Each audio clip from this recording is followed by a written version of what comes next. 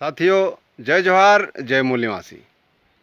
साथियों, अंतर्राष्ट्रीय मूल निवासी दिवस क्यों मनाना चाहिए?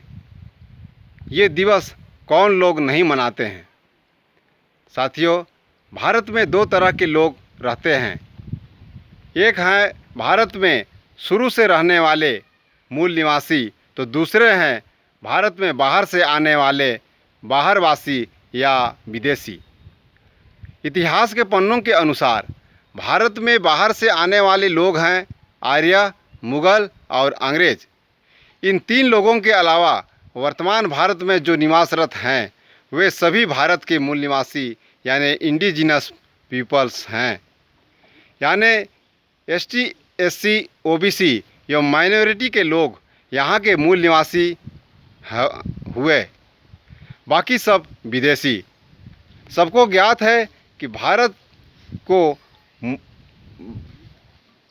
भारत की वर्तमान स्थिति ऐसी है कि विदेशियों की मौज मस्ती, राजकाज, शासन सत्ता और मूल निवासियों की जीना दुश्वार हो गया है।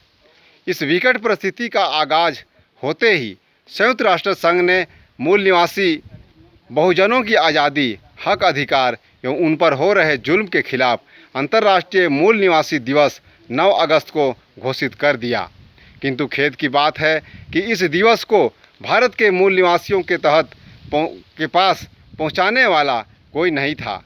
हमारे पास पहुंचा भी तो विश्व आदिवासी दिवस के नाम पर, जो कि संयुक्त राष्ट्र संघ का न उपक्रम है और न ही आदिवासियों के हित में है।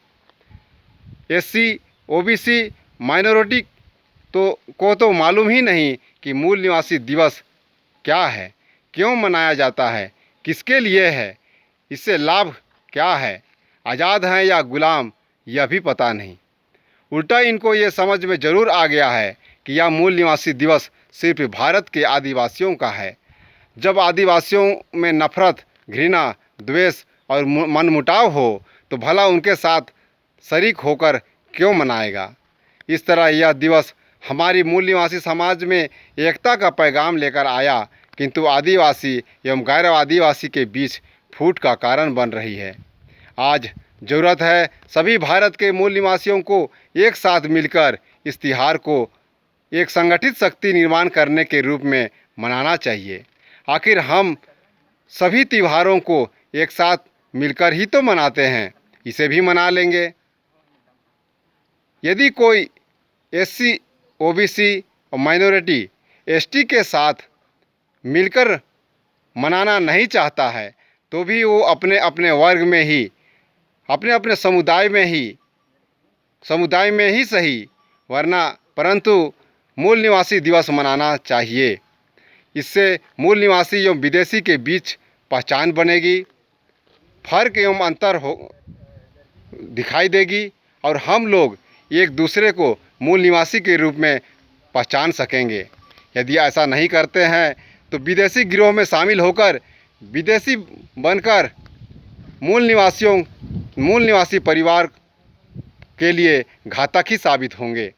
सभी को ज्ञात होना चाहिए कि सवर्ण समाज के लोग कभी विश्व मूल निवासी दिवस नहीं मनाते और ना ही जय मूल निवासी कहते हैं, क्योंकि वे जानते हैं कि वे विदेशी हैं और विदेशी मूल निवासियों का कभी जय नहीं चाहता, क्षय वो जरूर कर लेता है। इधर हम भारत के लोग मूल निवासियों से बैर, दुश्मनी और विदेशियों से दोस्ती कर बैठे हैं। दोस्त और दुश्मनों की पहचान तक नहीं है। यही तो चाहता है सवर्ण कि एसटी, एससी, ओबीसी एवं माइनॉरिटी अंधा बने रहे और हमें तो क्या, खुद को भी ना पहचाने और उनकी भ्रष्टाचार, अन्याय, अत्याचार की जो गाड़ी अनवरत चलती रहे। इसकी चिंता तो स्वयं भारतवासियों को होनी चाहिए थी, किंतु अब संयुक्त राष्ट्र संघ हमारे पक्ष एवं हक अधिकार एवं आज़ादी की खोज खबर ले रही है और इधर हम कहीं सो रहे हैं। कहा जाता है कि कुंभकर्ण 6 माह सोता था, हम मूल निवासी तो सदा के लिए ही सो गए हैं। लेकिन अब जब हम जाग गए हैं तो हमें सोना नहीं है। अपने मूल निवासी समाज को जगाने के लिए निरंतर कार्यरत रहना है। साथियों, विश्व मूल निवासी दिवस का एक संदेश और है, और वह है हमारे देश में मुगल तो चले गए, अंग्रेज भी चले गए, किंतु आर्य ब्राह्मण भारत में ही रह गए। और रह ही नहीं गए, भारत के शासन सत्ता शासन प्रशासन एवं प्राकृतिक संसाधनों पर कब्जा ही नहीं कर लिए, किंतु मूल निवासियों को अपने ही देश में गुलाम बनाकर रखे हैं। इसलिए विश्व मूल निवासी दिवस भारत के मूल निवासियों के लिए आज़ादी का पैगाम है। इसलिए जो लोग यह दिवस नहीं मनाते वे गुलाम ही रहना चाहते हैं, या फिर भारत के मूल निवासियों को आज़ाद करना नहीं चाहते। अंत में एक बात साफ है कि यह मामला पूरे राष्ट्र ही नहीं, पूरे विश्व का मामला बन चुका है। इसलिए हम मूल निवासियों को राष्ट्रीय एवं अंतर्राष्ट्रीय स्तर पर संगठन का निर्माण करना चाहिए। क्षेत्रीय संगठन के चक्कर में समाज को बांटने और कमज़ोर करने का काम छोड़ देना चाहिए। इसलिए आइए इस मूल निवासी दिवस को समझें।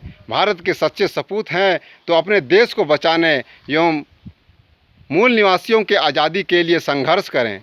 और यह काम राष्ट्रीय स्तर पर 1978 से अनवरत कार्यरत है राष्ट्रीय मूल निवासी संघ परिवार। इस परिवार के साथ सबको जुड़ना चाहिए, फिर भारत छोड़ना होगा। किंतु हम जिस तरह विदेशियों को शरण दिए हैं वैसा आश्रय हमें कहीं भी नहीं मिलेगा। नामुमकिन है, इसे सपने में भी देखना नहीं है। अतः अपने देश को संगठित करना चाहते हैं तो समाज में जागृति लाना है, इसलिए संगठित एवं संघर्ष करना होगा।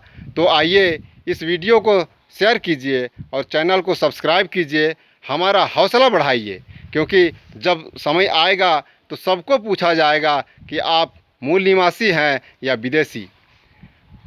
आप किसको साथ देंगे, मूल निवासी अथवा विदेशी? आप मूल निवासियों के लिए क्या किया और विदेशियों के लिए क्या नहीं किया? भारत को बचाने एवं बिगाड़ने में अपना हाथ कितना है? भारत में रहना है अथवा विदेश में? आज़ाद रहना चाहते हैं अथवा गुलाम? कृपया जवाब ज़रूर दीजिए, क्योंकि सबको जवाब तो देना ही होगा। धन्यवाद।